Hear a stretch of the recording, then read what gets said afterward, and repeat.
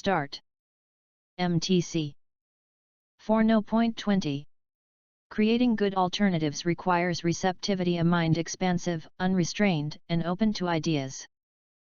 One idea leads to another, and the more ideas you entertain, the more likely you are to find a good one. Bad ideas will almost certainly emerge along with good ones. That's a necessary part of the process and something you shouldn't be concerned about at this point. Don't evaluate alternatives while you're generating them. That will slow the process down and dampen creativity. An obvious shortcoming, even a potentially fatal flaw, should not keep you from listing an alternative. If some aspect of the alternative is promising enough, it may be worth the effort to try to eliminate the inadequacy later. Evaluation narrows the range of alternatives. At this stage, your task is to broaden the range by bringing forward as many alternatives as possible. MTC. Good job. Let's start. MTC 4.21. As a professor of medieval history at the University of Strasbourg in the 1920s and the 1930s, before moving to the Sorbonne in Paris in 1936, Marc Bloch encouraged his students to consider the landscape as a historical document. 1936 Sorbonne, 1920-1930 Strasbourg. Marc Bloch. If written texts provided a view into conscious historical processes, topography, he suggested, provided valuable insight into phenomena that were unconscious and invisible, such as social, economic, and political structure. Bloch described rural history as a vibrant human interaction with the soil. Bloch. Studying the form of agricultural fields as seen from an airplane, he contended, provided insight into the society that had produced them. Bloch demonstrated these connections as he took his students on field trips into the countryside near Strasbourg to see the elongated fields of Alsace, which he considered to be characteristic of all of Northern Europe. Bloch Alsace Strasbourg.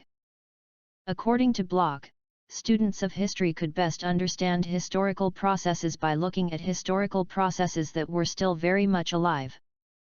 Bloch. MTC. Good job. Let's start. MTC 4.22. Few lawyers ever take a course in public health law or even in the law's impact on public health. The law school course that generally comes closest is the course on health law, but that, not surprisingly, has followed the market and focuses generally on the regulation and provision of medical services. Few textbooks in the field devote any attention to public health, and in those that do, public health is clearly a minor theme in the major tale of the medical marketplace. Moreover, the vast majority of lawyers do not take even that course. Instead, in their courses on torts and constitutional and administrative law, they learn the values of individual rights and the perspective that economic analysis bears on decision-making. That those decisions may affect dramatically the health of a population and that a discipline exists that sheds light on the nature and degree of those effects are barely ever noted. MTC. Good job. Let's start. MTC 4.23. Adornment has long had a place in the house of power. It may show the position of a person in a hierarchical system of authority, it may be visible proof of affiliation with a particular political party, or dedication to one political ideology in opposition to another. If political power passes from one ideological group to another, sometimes the entering group will adopt the symbolic dress of their predecessors. Napoleon reintroduced types of dress that were symbols of state from the old regime to support the legitimacy of his empire visually and to unite the old and new elite. At other times a group will institute its own symbols of dress, as did Castro and his followers when they adopted drab fatigue uniforms. At yet other times, subtle modifications in dress, rather than radical change, may occur among the politically sensitive. For example, the military coups in Nigeria in the 1960s resulted in de-emphasis of the Nigerian national dress among the Igbo politicians and civil servants of eastern Nigeria, because the national dress symbolized the peoples of the West and North, that is, their political opposition. 1960. MTC. Good job. Let's start. MTC. 4.24. Some plant species want their seeds to be taken as far away as possible so that the seedlings do not compete with each other as they grow. When they are ready to germinate, these species make their seeds as enticing as possible by covering them in a nice, sweet, fleshy coating that will encourage herbivores to eat them. The sugary flesh provides the herbivore with energy in exchange for carrying the seeds away in their gut. A day or so later, the seeds will be excreted some distance away where they can now germinate. In fact, the seeds of some species will not germinate at all if they have not first passed through a herbivore's gut. The acids in the stomach help prepare the seed for germination, for example, by weakening the casing so that it will break open and allow the seedling to emerge. MTC. Good job. Let's start. MTC. 4.29. There is a lesson for museums in Dewey's philosophy of experience. Dewey. If museums are to foster experience that is meaningful, they must balance objective environmental conditions with unknown possible consequences. They must guide visitors purposively into a world of expanding subject matter. Aimlessly presenting a succession of excitations without a form that sustains them throughout fails to lead to growth, yielding ultimate incoherency and arrest. At the same time, enforcing the necessity of doing one thing as a coerced antecedent to the occurrence of another is equally stifling. Dewey suggests that an end is not simply a last and closing term, but is a phase of a continuing process composed of prior ends of which it becomes a productive part. Dewey. Museums can use their resources creatively, conferring upon them through their interactions qualities previously unrealized or unrecognized. And through such material engagements new orders of experiential consequences are generated. MTC. Good job. Let's start. MTC. 4.30. How do scientific paradigms change? According to Thomas Kuhn, not very easily. Thomas Kuhn. First, there must be persistent observations that a currently accepted paradigm cannot explain. These are called anomalies.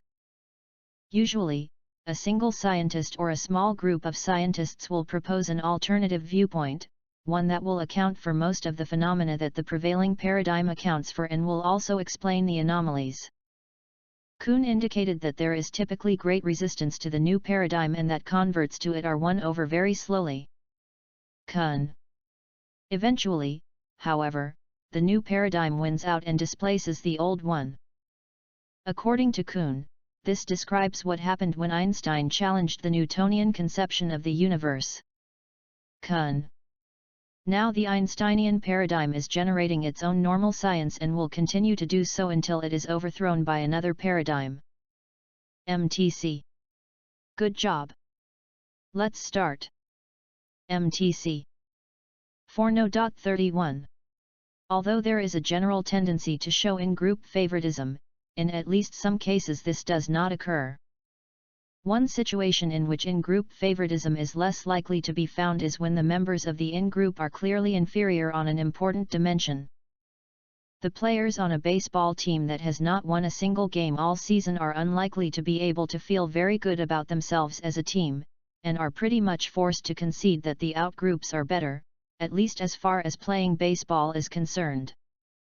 In fact, a number of studies have shown that members of low-status groups show less in-group favoritism than do members of high-status groups and may even display out-group favoritism, in which they admit that the other groups are better than they are. If individuals from low-status groups cannot gain positive social identity through their group memberships, it is likely that they may seek to leave the in-group entirely, and the group may therefore disband. MTC. Good job. Let's start. MTC. 4.32. Some organisms happen to have traits which boost their chances of surviving and reproducing. Lions that have sharper teeth get more food and survive for longer than their blunt-toothed comrades. Gazelles that have faster hooves evade the clutches of sharp-toothed lions more reliably than their sluggish running mates. In both cases, these higher achievers produce more offspring, and thus the traits that helped them to do so become more common in the population. As the generations fly by, lions' fangs get sharper and sharper, gazelles' hooves get faster and faster. In effect, nature functions as a giant animal breeder. It chooses which individuals get to reproduce and which don't, and over long periods of time, adapts organisms to their environments. Of course, no one actually chooses anything.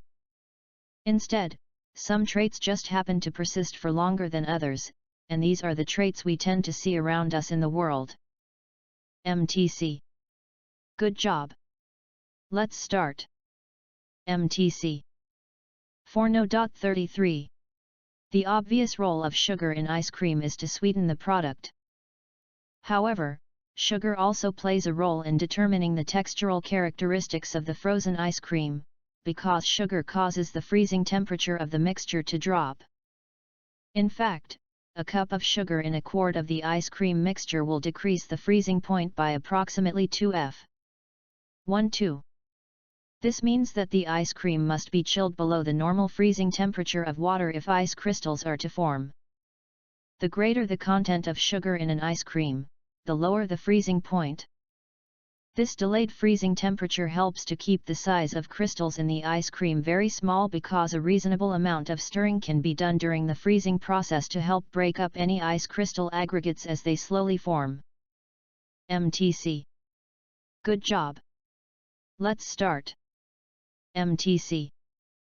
4.34. Why does the brain reward you for wanting something and then take the reward away as soon as you have it?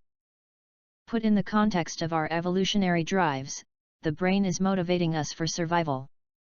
Many things that give us pleasure are also key to our survival. We need to always be seeking out vital things in order to survive. If we were suddenly content when we got what we wanted, we wouldn't feel a need to seek out and obtain more of it. The carrot needs to be kept dangling. Satisfaction and contentment, at least of the longer-term variety, is at odds with survival. This is why the brain experiences satisfaction and pleasure all too briefly, or, more accurately speaking, why the brain experiences less pleasure the moment satisfaction is reached. Evolution built this mechanism to push us to always want more. MTC. Good job. Let's start. MTC. 4.35. A central issue in art education, as in general education, is access to instruction. In very early times, the arts were either learned through group rituals that were an integral part of worship or taught to a selected few through arduous apprenticeship. While some societies regarded knowledge of the arts as the privilege of a social elite, others thought that the visual arts were subjects fit only for slaves and the children of artisans. In the 19th century, working-class women in Europe could study the decorative arts, while study of the fine arts, except under highly unusual circumstances, was for men. 19.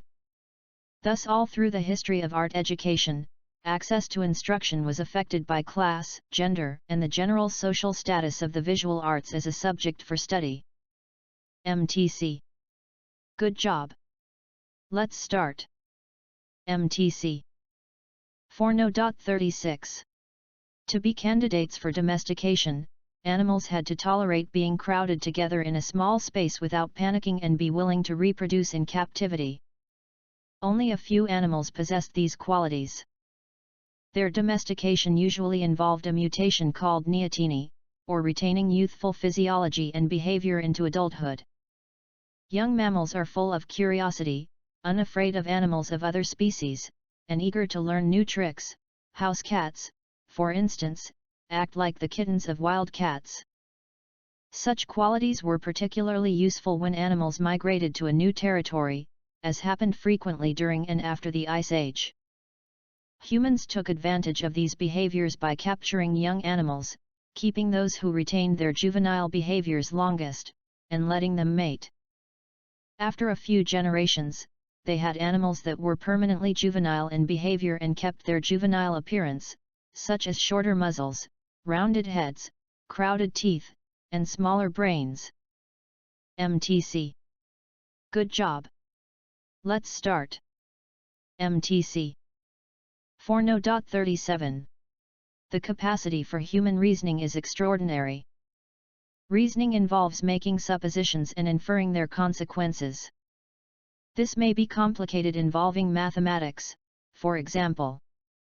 But what makes great thinking so difficult is having the imagination to ask the right questions, or the ability to see things from a completely new perspective. When Einstein developed his theory of relativity, the physics of Isaac Newton was so strongly supported by available evidence that there seemed no reason to question it. Almost all known experiments confirmed his predictions, but there were some odd studies suggesting that the speed of light did not depend on the speed of the source from which it was emitted. In trying to understand this, Einstein somehow came up with the idea that the speed of light was constant, which meant that time had to be relative. All previous physicists, including Newton, had assumed time to be absolute. From this immensely creative idea, with the help of a great deal of complex mathematics, came the theories of special and general relativity that revolutionized physics. MTC. Good job. Let's start. MTC 4.38. Our species is the only one that voluntarily shares information. We learn a lot from our fellow humans through language. This ability remains beyond the reach of current neural networks. In these models, knowledge is encrypted, diluted in the values of hundreds of millions of synaptic weights. In this hidden, implicit form, it cannot be extracted and selectively shared with others. In our brains, by contrast, the highest level information, which reaches our consciousness, can be explicitly stated to others. Conscious knowledge comes with verbal reportability. Whenever we understand something in a sufficiently clear manner, a mental formula resonates in our language of thought, and we can use the words of language to report it. The extraordinary efficiency with which we manage to share our knowledge with others, using a minimum number of words, to get to the market, turn right on the small street behind the church, remains unequaled, in the animal kingdom as in the computer world. MTC. Good job. Let's start. MTC 4.39. How does a community or society determine how many productive resources to devote to water quality or to any other energy or environmental problem? The economic concept of marginalism helps to answer this question. The basic idea of optimality is that, after some point, it is not wise to devote additional productive resources to water quality, since the additional costs of continuing to improve water quality become greater than the additional benefits. After some point, it is better to devote scarce productive resources to other valuable purposes. Marginal analysis includes careful consideration of monetary estimates of the costs and benefits of policy options. This can be difficult, especially assigning monetary values to things such as the recreational and aesthetic value of clean water. For different people, these values will vary. Despite the difficulties, marginal analysis gives policymakers their best tool in analyzing energy and environmental issues. MTC. Good job. Let's start.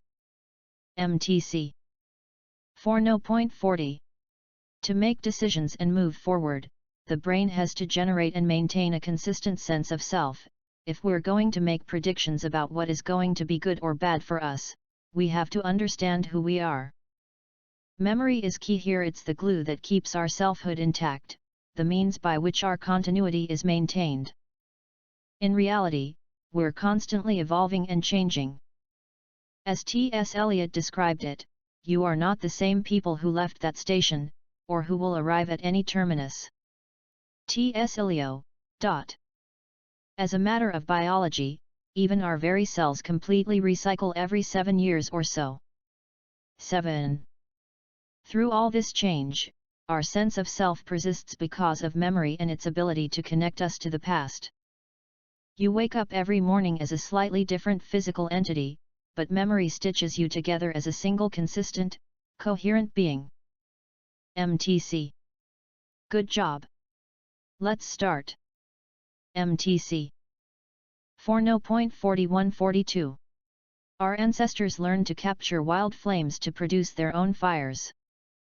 This was a giant step in our relationship with fire, so it is remarkable to note that some populations of Australian raptors, including black kites, also have a fire-spreading culture. Known to Aboriginal people as firehawks, the birds pick up flaming twigs from wildfires and then deliberately start fires elsewhere, in order to flush out prey from grasses. It is easy to picture our smart ancestors doing the same, millions of years ago, and then carrying embers from camp to camp. Good, dependable social networks would have been essential to maintain these legacy fires sustainably over time and across different locations. So, as we became ever more reliant on fire, we thus became more reliant on each other. Fire was a security blanket. Whereas our earliest human ancestors had bedded down in tree nests for safety, fire protected their descendants from predators and the cold, allowing them to sleep in open savannas. In other words, fire culture was adapting our species' habitat for their survival. As fire made our world safer, we altered the environmental selection pressures acting on our genes. We were not the first animal to alter its environment, of course, but most other creatures do this instinctually, meaning they are genetically programmed to modify their environment in a species-specific way. Beavers may construct dams and ants make complex mounds, but never vice versa. Humans, by contrast, are not pre-programmed to any specific environmental modification, but we are exceptionally creative, and over time our ancestors' genes evolved in response to this new, culturally determined environment. MTC. Good job. Let's start. MTC. 4.4345. Amy was trying to explain to her grandmother how to use the new video. Amy.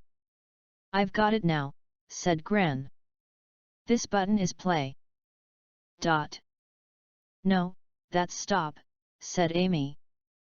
Dot. Amy. I must go, but I'll come back tomorrow and explain again. Dot. The next day, Amy stopped at her Gran's after work. Amy. She found her happily watching a film from the day before. Gran told Amy, a young man has just moved into the house next door. He did it for me. He said he will help me every day. Amy. Dot. A few days later, when Amy visited her grandmother again, she saw there was a bouquet of tulips on Gran's TV. Amy TV. Gran said, "Do you like the flowers my young man gave me? He's charming, but he needs his hair cut, it's too long." Dot. You don't give him money, do you? Amy asked. Amy. Just a few pence for setting up the video. I promised him a present if he gets his hair cut. He wants a car, but I don't know if they're expensive, Gran answered. Dot. Amy thought it was not good to give money to a next-door neighbor. Amy. Will you see him today? She asked. Oh yes, he's coming at 6 for the John Wayne film, Gran said. John Wayne 6. As she left the house, Amy saw there were tulips in the garden next door. Amy. Some were missing. She phoned her husband and explained the situation. She told him that he must come to Gran's at 6 to meet the young man next door. 6. Yes, that's incredible. Taking money for setting up a video. Easy money. He replied. At 10 to 6, Amy arrived at her Gran's. 610 Amy. In front of the video was a young man. He had short hair and 2 front teeth missing. Amy decided he must be 7 years old. Amy. His name was Daniel. Daniel. Thank you, young man, said Gran. Dot. She handed him 10 pence. 10. He lives with his dad. I look after him while his dad is decorating the house, Gran explained. Dot. Daniel took a red car from his pocket. Daniel. So you bought the car, said Amy, laughing.